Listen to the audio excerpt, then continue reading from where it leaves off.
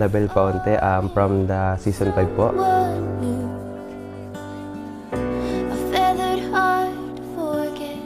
Ang hindi ko makakalimutan dito sa loob po ng mansion is yung bonding po at memories po ng bawat isa. At kasi minsan lang po ako makaalis ng bahay at mahiwalay sa pamilya ko na matagal. At nandito ako sa harapan nyo upang magpaalam.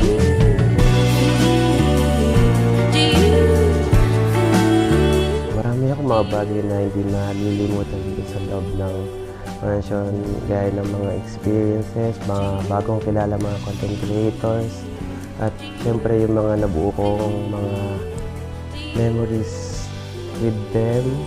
Then magiging masaya rin ako sa aking paglabas kasi in-expect ko na kung hindi man ako pinalad ngayon dito, naniniwala pa rin ako sa aking paglabas na mayroon pa rin para talaga sa akin.